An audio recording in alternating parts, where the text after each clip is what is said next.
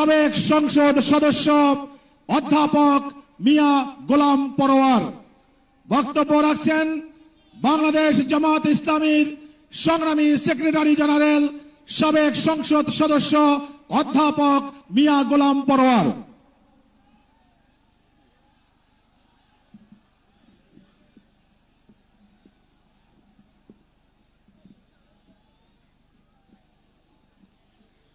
السلام عليكم ورحمة الله وبركاته. الحمد لله رب العالمين، الصلاة والسلام على سيد المرسلين وعلى آله وصحابه أجمعين. ইসলামী আন্দোলন বাংলাদেশের উদ্যোগে আয়োজিত ঐতিহাসিক সোহরাওয়ার্দী উদ্যানে আজকের এই জনসমুদ্রের সংগ্রামী সভাপতি,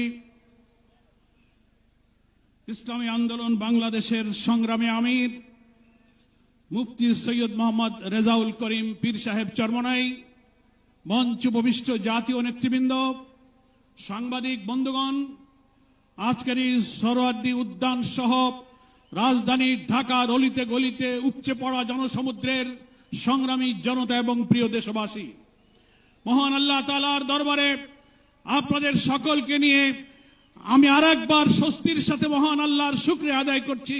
আলহামদুলিল্লাহ। শুকরিয়া এই কারণে, বাংলাদেশের ইতিহাসে, রাজনীতির ইতিহাসে আজকের দিন এক ঐতিহাসিক দিন।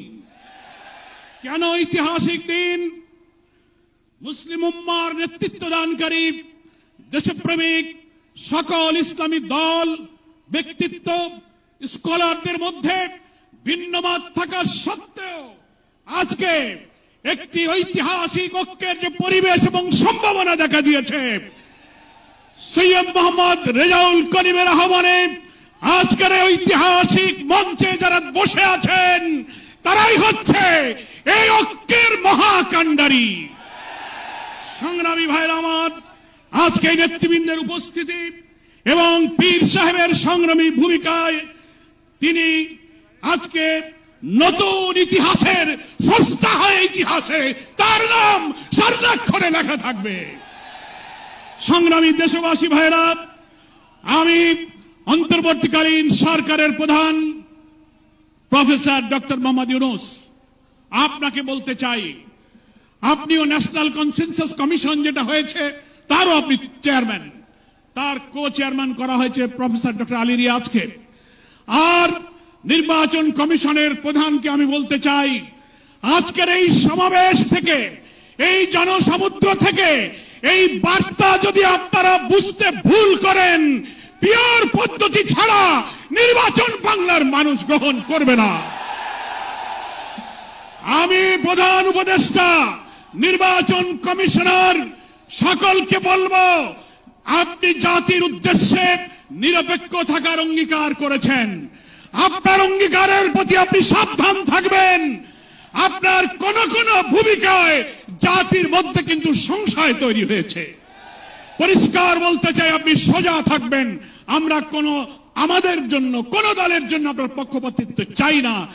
2000 ছাত্র জনতার জীবন, হাজার হাজার মানুষের রক্ত, 17-18 বছরের মানুষকে ফাঁসি, অত্যাচার, জুলুম, রিমান্ড, ক্রসফায়ার দিয়ে আলেম ওলামা পীর মাশায়েখদের যে নির্বাচন করেছেন, সেই সংগ্রাম আমরা ব্যর্থ হতে দেব না।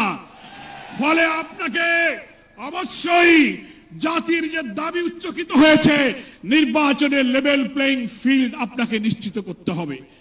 আপনি জাতির কাছে, জাতির উদ্দেশ্যে ভাষণে একটা কথা বলবেন, being a head of the government একটা কথা বলবেন, রাষ্ট্রীয় টেলিভিশনে একটা কথা বলবেন, কোন একটা দলের কাছে আলোচনায় গিয়ে সে কথা আপনি ভুলে যাবেন। এটা নিরপেক্ষতা ভঙ্গ হয়েছে। আপনাকে বলতে যে আপনি সোজা থাকুন। রাজনৈতিক সংলাপে আপনি দোষ করেননি, বৈঠক করার অধিকার সবার আছে, কিন্তু আপনি এক জায়গায় কথা বলে মত পরিবর্তন করবেন কেন? আপনাকে জাতির সামনে আসতে হবে, সকল দলের সাথে বসে আপনি বলবেন যে ভাই আমাদের এই অসুবিধা, আসুন আমরা সবাই মিলে এইটাই করি, আমরা রাজি আছি। কিন্তু আপনার এই ভূমিকায় প্রশ্ন তৈরি হয়েছে, আগামী 8-10 মাস পরে যদি নির্বাচন হয় আপনি সোজা থাকবেন কিনা, আপনাকে এই 8 মাসে নিরপেক্ষতার প্রমাণ আপনাকে দিতে হবে।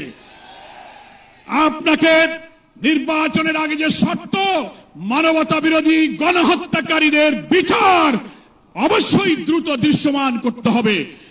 দিল্লিতে বসে দিল্লির তাবেদার শেখ হাসিনা এই বাংলাদেশকে আবার উস্কানি দিয়ে ভারতের সেবাদাসে পরিণত করার ষড়যন্ত্র করছে।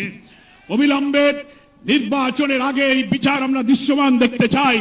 সংস্কারের ব্যাপারে অনেকে ঢিলা দিচ্ছেন, বলে ইলেকশন আর সংস্কার একসাথে হবে, ক্ষমতায় গিয়ে করব। কিভাবে বুঝলেন কে ক্ষমতায় যাবে? জনগণের ভোট আপনি পান, তারপরে আপনি ক্ষমতায় যাবেন। এই ফ্যাসিবাদী আমলের রাজনৈতিক সাংবিধানিক সরকারের যে কাঠামো তৈরি হয়েছে বাংলাদেশে, এই কাঠামো তছনছ করে দিয়ে নতুন বাংলাদেশের নতুন বন্দোবস্ত কাঠামোর জন্য অবশ্যই মৌলিক সংস্কার প্রয়োজন।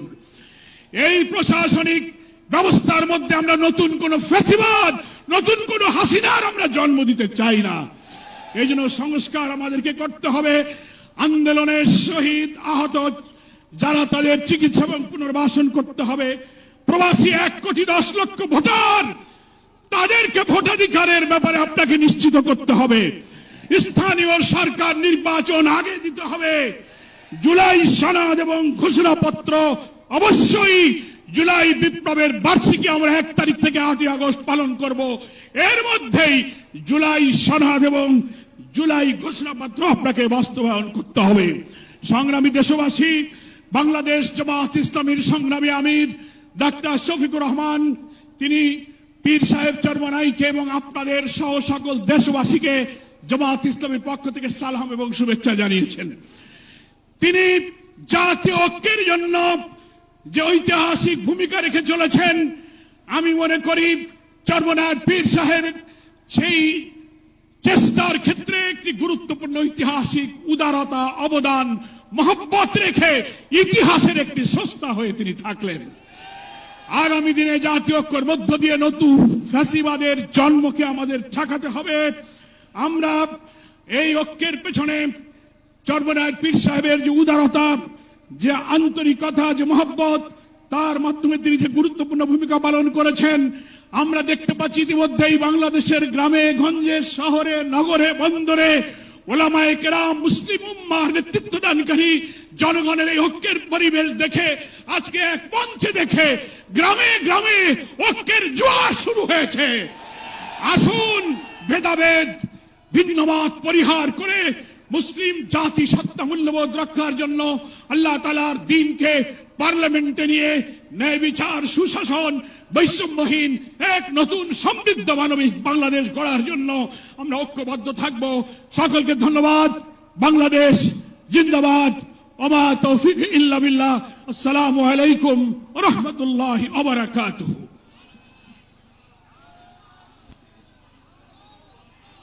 সকলের হাতের হাত পাখা এবং পতাকা